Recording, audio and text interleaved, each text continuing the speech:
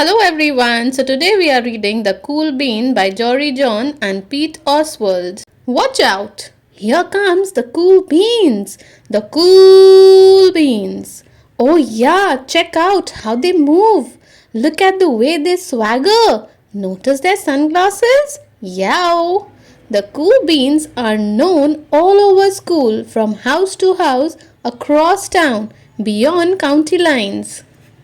In the olden days, last year, we were all one big pod of beans. We were a mixed bag, but somehow it worked. Yep, those were the good old days. And then we stopped seeing each other as much. That's just how it is sometimes. You spend less time together even though you are not totally sure why. I watched as the beans I knew so well, the beans from my own pod, became the cool beans. Oh, they were so cool. One of them could play the guitar. Cool. One of them could draw the best superheroes. Cool.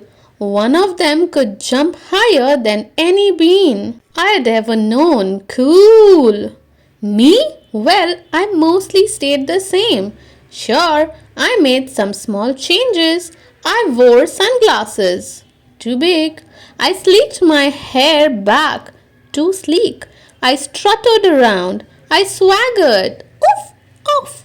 Ow! I was still picked last for everything. My clothes never seemed to fit.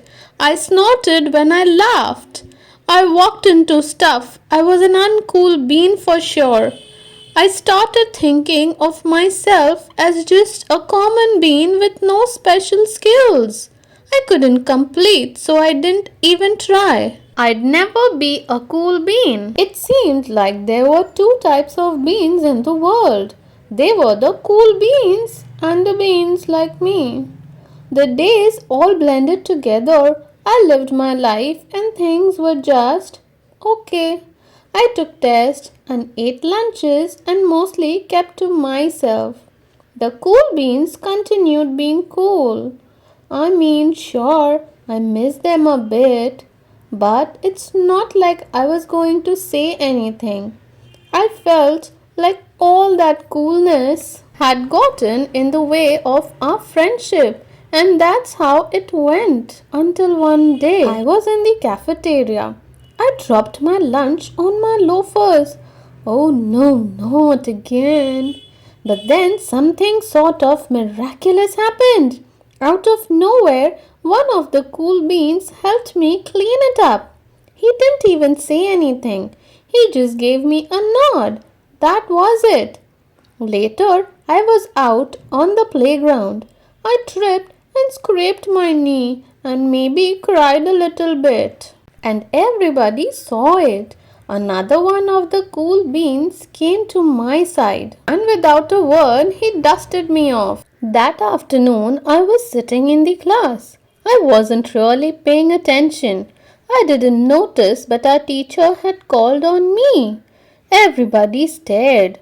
I sat there in silence. Nobody said anything. And then, everybody just laughed at me. That was it. After today, I was officially a has-been. But then one of the cool beans stood up and came over to me. Everybody watched. She leaned in close and whispered, "Hey, the teacher asked you to read from page 32. Then she gave me a quick wink and went back to her seat. It was a small gesture, sure, but it was also everything. I walked home with a goofy smile on my face. I smiled all the way through dinner. That day made all the differences. It was a day that could have been really bad if not for the kindness of a few cool beans. It gave me a shred of confidence. That shred of confidence has continued to grow. Somebody had my back, or a few somebodies.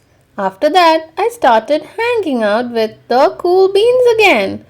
How have you been? Get it? How have you been?